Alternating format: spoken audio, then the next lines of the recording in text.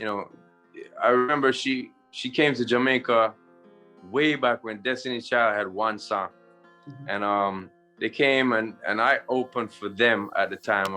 And they invited real witches on the set, and they had the witches before they would do a scene to cast spells and then to invite the actresses to come into this circle with them while they were releasing spell words over the viewers. Changing into animals and jumping into other bodies and all kinds of really crazy. More than 2 decades after Beyonce and Sean Paul made the 2003 smashing hit Baby Boy, Sean Paul for the first time broke his silence. Not only did he is accusing Jay Z and Beyonce of sabotaging his performances, but he straight up accused Beyonce of practicing witchcraft and black magic. Yeah, you heard that right, practicing witchcraft. For those who might not be aware, from the early 2000s to the late 2000s, reggae dancehall had its peak moment in the U.S.A. music industry, and it received massive radio airplay. They got loads of collaborations from artists in the U.S.A., and Sean Paul even had a #1 song on the Billboard Hot 100. After Sean Paul got his first #1 song on the Billboard Hot 100, he revealed Beyonce reached out for a feature, and they made a big hit called Baby Boy together. In an interview with the Daily Beast, Sean Paul was asked about his collaboration with Beyonce, and he said she had a few hits with Destiny's Child, and they would do the Caribbean, but we didn't really hang out. I've always admired her music, and she's beautiful. So when I heard Beyonce was stepping out on her own and wanted me to do a single, I was like, hell fucking yeah. I thought it was going to be R&B, but it ended up being dancehall, so that made me go off. And he also called the song That Was a Banging Song. But then Jay Z wasn't necessarily happy about the collaboration between Beyonce and Sean Paul, but then Beyonce just went solo, and Sean Paul was one of the biggest dancehall artists, so she needed another hit song after Crazy in Love, which he knew Sean Paul would deliver because he had the buzz. But then Jay Z was somehow jealous and couldn't stand Sean Paul performing alongside Beyonce. Sean Paul revealed he knew something was off when he got to the venue of the video shoot the night before the shoot, and he was told he was not in any scene with Beyonce and they had to shoot separately. And then I flew to Miami to meet her to kind of finish the song and just kind of speak about what the the plan was going to be. But there was a mix up in terms of on the video shoot.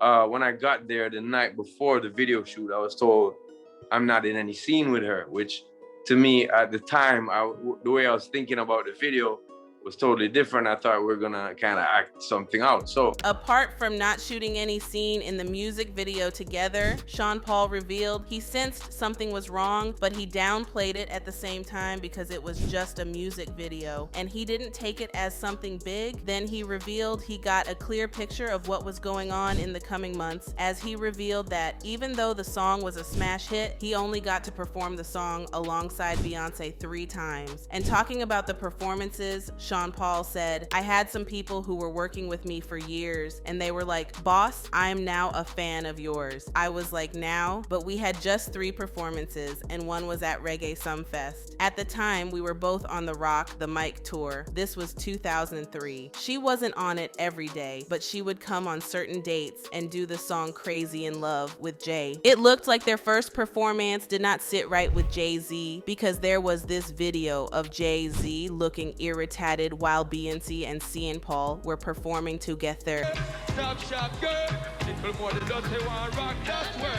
But then Sean Paul revealed that the second time they were scheduled to perform together, things looked weird and he had a very embarrassing performance. He said, we went to LA and I did my show and then she was performing and they told me to stick around because we'll do Baby Boy. We do it and I run out there and the crowd goes wild, but after a while it seems like I lost their energy, and it's weird because I was going wild out there. When the song finished, I came backstage and my own band was all all pissed off. Like, man, that's fucked up. You heard yourself. We couldn't hear you in the crowd. Your mic was off. I was like, how the fuck did that happen? But still, Sean Paul did not believe there was sort of sabotage, because before this collaboration with Beyonce, he was friends with Jay Z, and he never believed someone from her camp would do that to him. But, you know, as the saying goes, once is a mistake, twice is a coincidence, 3 times is a pattern. Sean Paul got the picture clearly that someone was out to sabotage him after he was to have another performance with Beyonce in Scotland, which was an MTV event. He said, "We ended up doing the rehearsal and everything was good, and the performance was going to be where I come up from under the stage, and then we both walked to a big center thing in the middle of the stadium, which was surrounded by fire. That all happens, and then it reaches my part. You're a top girl," and the track keeps going. "Baby boy, you stay. Baby boy, you stay." Just repeating. I was like, what's going on, Air? So after the performance, Beyonce walked to an already pissed Sean Paul, asking him about the dating rumors that were spreading.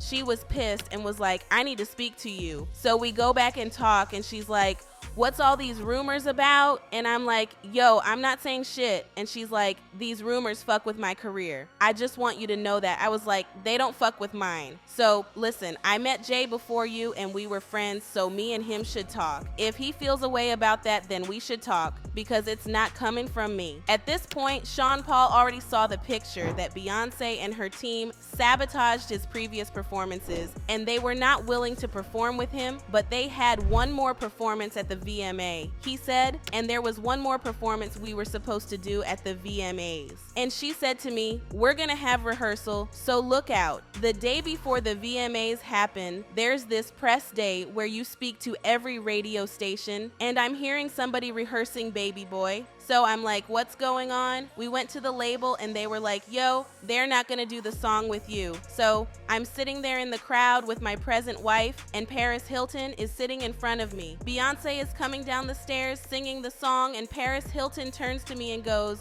"Why aren't you up there?" It was embarrassing and weird. At this point, Sean Paul knew what was going on. He left and never honored a call from Beyonce or her team for any sort of performance. But then that was not all, because Sean Paul revealed Beyonce was so deep into some sort of witchcraft or some sort of black magic. He revealed that before Beyonce started rehearsing, she did some sort of consultation to some sort of gods, which were at first scary to him, but he adjusted when he noticed that her band were already used to it. Sean is not the first person to accuse Beyonce of practicing some sort of black magic or witchcraft, because her former drummer Kimberly Thompson, who worked for Beyonce as a drummer for 7 years, revealed that Beyonce was involved in dark magic and magic spells of sexual molestation. Changing into animals and jumping into other bodies and all kinds of really crazy stuff. Cat was taken back to her people, and they killed her. But then Beyonce has been open about her spiritual beliefs, often expressing them through her clothing choices. While some see it as just fashion, it has a deeper meaning. Remember the dress she wore at the 2017 Grammy Awards? It turned out she was honoring a West African god with it.